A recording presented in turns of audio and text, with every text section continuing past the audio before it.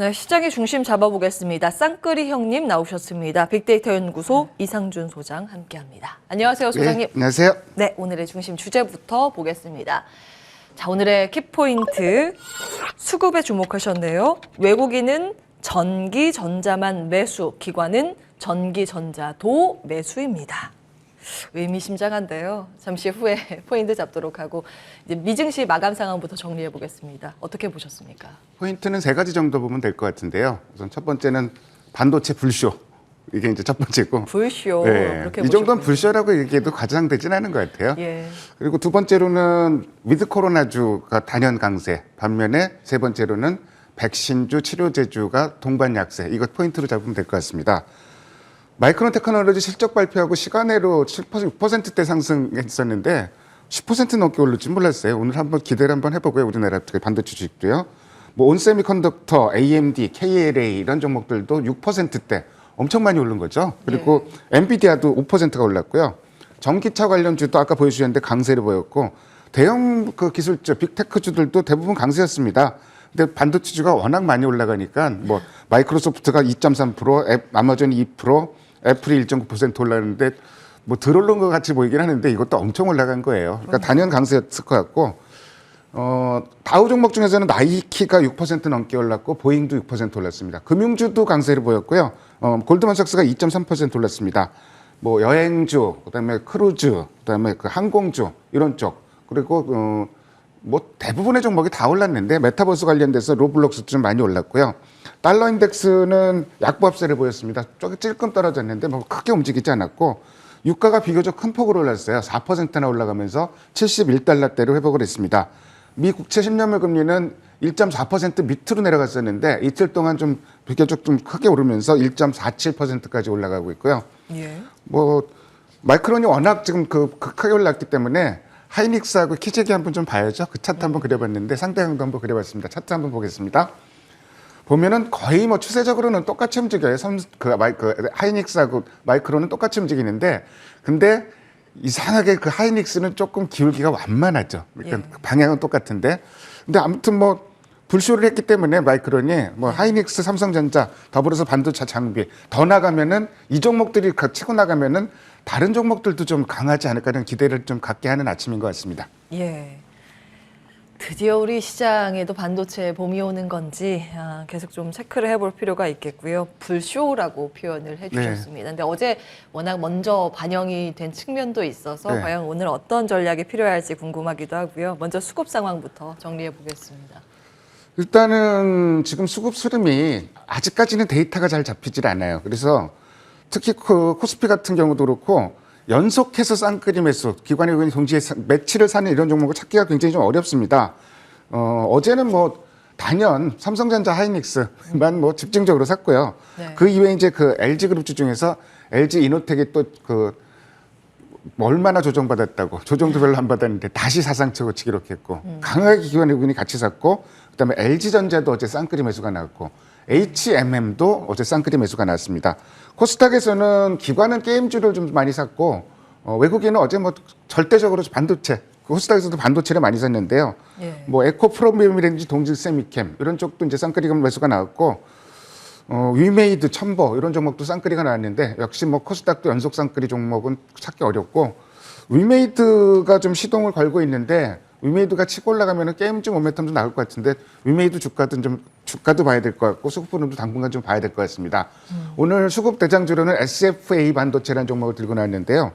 어저께 이제 그 강한 쌍끌이 매수가 좀 나왔습니다. 굉장히 세게 매수가 들어왔고 거래도 많이 늘어났어요. 이런 흐름이라면 나쁘지 않은 상황인 것 같고 외국인하고 기관이 11월 중순부터 추세적으로 매수를 하고 있는데 연속적으로 이렇게 막 계속 사고 있지는 않거든요. 그 부분은 좀 확인을 해야 되겠지만 어쨌든 눌림목 공략이 충분히 가능한 종목인 것 같고요.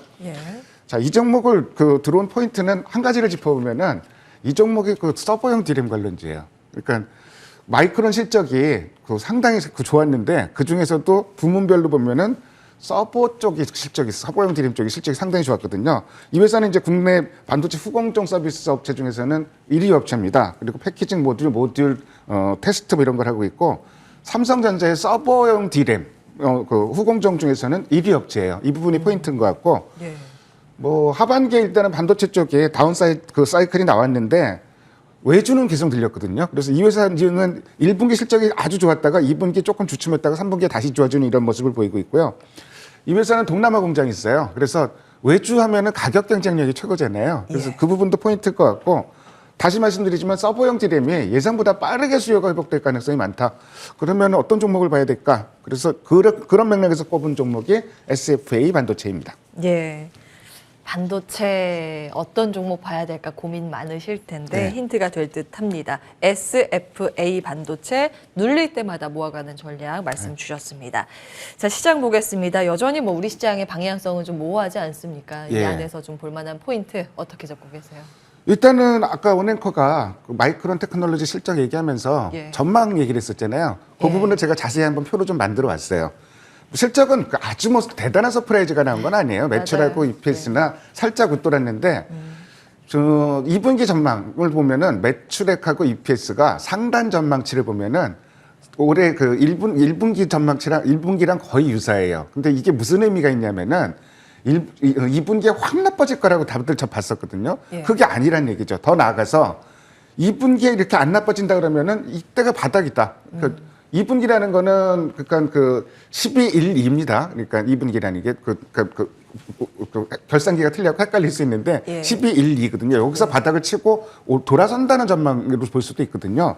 그런 맥락에서 상당히 좀 우리 시장을 견인하는 힘이 됐고, 근데 어저께 수급 흐름을 보면은 외국인은 코스피 전체적으로는 엄청 팔았어요. 그러니까 전기전자만 빼고 삼성전자 하이닉스만 샀고 그 이외에 이제 운수창고 정도를 샀는데 특별히 판 업종이 뭐 세게 판 업종이 있느냐? 아닙니다. 골고루 팔았어요. 근데 기관은 판 업종이 없습니다. 전기전자도 샀지만 모든 업종을 샀거든요. 왜 이런 의미가 발생했냐면은 불확실성이 일단 세 가지 정도 있었는데, 일단 뭐 사회 지출지원금 미국 관련해서 좀 삐덕삐덕거리는 부분이 있었는데 예. 1월 달에 이제 뭐 표결에 들어갈 것 같죠? 그리고 오미크론 오전에 사망자 나왔다는, 미국에서 사망자 발생했다는 얘기 나왔는데 그게 어제 우리 시장 장중에 나오면서 오전에 갑자기 그랬죠. 출렁거렸잖아요. 근데 지들은 또 이제 위드 코로나지 올라가고 그러니까 뭐 이상한 흐름이에요. 어쨌든 이 부분도 좀 물밑으로 가는데 예. 한 가지가 좀 불안 요인이 남았습니다. 환율이에요. 어제 1193원까지 올라갔거든요. 이 부분만 아니라면 외국인도 이제 좀 그 바이코리아로 들어올 가능성도 있을 것 같은데 한번 기대를 갖고 한번 봐보고요. 무엇보다도 중요한 게 우리 시장 제가 한번 화면을 다시 한번 캡처해 봤습니다. 일단 매물대를 뚫어야 돼요. 근데 거래가 최근 들어서 10조 원 넘어간 날이 하루밖에 없어요. 근데 거래가 안 실리니까 여기를 못 뚫거든요. 이게 전에도 말씀드렸지만 상단이 한 3,020포인트 정도 됩니다. 이 부분을 뚫어야지 우리 시장이 뭐 연말 랠리니 뭐 이런 얘기가 나올 텐데 오늘 한번 기대해봐도 되지 않을까요? 한번 3,020포인트 한번 뚫으면서 거기가 안착되기를 한번 보면 될 것 같고요. 자, 지금 제가 뭐 시장 계속 나쁘니까 배당주 얘기도 하고 뭐 음식료 얘기도 하고 통신 얘기도 하고 막 이렇게 얘기를 했었는데 오늘은 뭐 반도체 얘기를 해야죠. 반도체는 지금 2차 전지주가 좀 조정을 받고 있는데 굉장히 랠리가 오래 갔었잖아요. 많이 올라서 조정을 받고 저는 2차 전지 소재주도 다시 올라갈 수 있다고 생각을 하고 반도체는 저는 내년에 단연 탑픽 섹터입니다. 그러니까 반도체는 담고 가야 되는데 그래서 제가 이제 뭐 최근 닷새 동안에 쌍끌이 매수가 나오고 있는 종목들 좀 꼽아봤는데 LX 세미콘이라든지 주성 엔지니어링 얘네는 아마 다시 고점 돌파하지 싶어요. 흐름으로. TSC나 이온 테크닉스, SFA 반도체 이런 종목 정도인데 자, 반도체에 대해서는 담고 가야 되는데 고민이 있죠. 어떤 고민이냐면은 잘 몰라요. 그러니까 너무 어렵고 전공정이 어떻고 후공정이 어떻고 그중에서도 어떤 공정이 뭐 어렵잖아요. 실적 전망하는 것도 어렵고. 엔지니어가 아닌 이상이야. 예. 예. 용어도 어렵고 그렇습니다. 그렇죠. 리포트를 봐도 이게 무슨 소리인지 모르겠던 어려운 부분이 있는데 그래도 제가 결론적으로 말씀드리면은 반도체 투자하고 싶은 종목은 적어도 내가 관심 있는 종목은 공부는 하시는 게 맞아요. 근데 그게 어렵다 싶으면은 제가 늘상 대타로 말씀드리는 거 있죠. ETF를 투자하는 것도 별로 그냥 뭐 반도체 좋다 그러면은 평균적으로 쫓아갈래 이러면 ETF를 쫓아가면 될 것 같고 네. 국내 반도체 관련 ETF가 한 세 가지 종류가 있거든요. 근데 제가 봤을 때는 반도체 흐름을 가장 잘 쫓아갈 수 있는 게 비중이 제일 높은 게 하이닉스가 1등입니다. 그리고 장비주들도 똘똘한 장비주들 다 들어가 있죠. 그 세 개 중에서 하나로 FNK 반도체라는 종목이 있는데요. 반도체 코드 번호가 395270입니다. 이런 게 좀 대안이 될 것 같고 이도 저도 싫고 나는 ETF도 뭔지 뭔 말인지 모르겠다 싶으면은 글쎄요 그냥 하이닉스 갖고 묻어놓고선 내년에 연말까지 내년까지 가는 게 어떨까 이런 생각도 들고 예. 제가 선호도 순으로 보면은 개별 종목을 공부해서 접근하는 게 1번, 2번은 그게 좀 쉽지 않으면은 ETF 하나로 FNK 반도체가 제가 추천해드리는 ETF고요. 마지막으로 아니면은 뭐 대장주 좀 담고 가는 거 이런 전략 정도로 대안으로 좀 제시해드립니다. 네, 뭐 SK 하이닉스만 봐도 2달 사이에 주가 30% 오르지 않았습니까? 근데 뭐 예. 저 마이크론에 비하면 세 발의 피죠 뭐. 그러니까 예. 너무 싸 보여요 아직도요. 예. 알겠습니다. 그 싼 갭을 좀 메꿀 수 있는지 한번 포인트로 두고 보시죠. ETF 소개도 해주셨어요. 기억해 보도록 하겠습니다. 빅데이터 연구소 이상준 소장과 함께했습니다. 고맙습니다. 네, 감사합니다.